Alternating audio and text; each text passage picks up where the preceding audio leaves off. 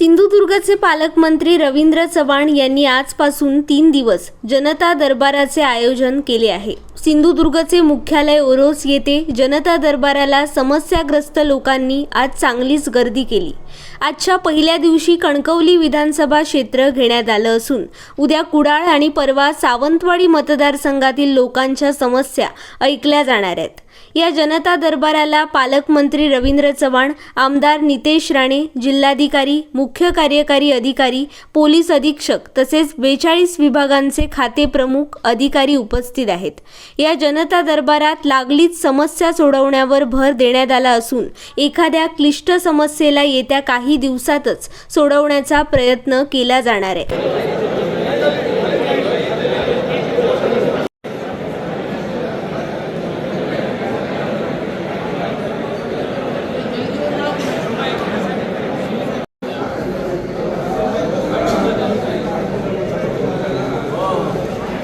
Gracias.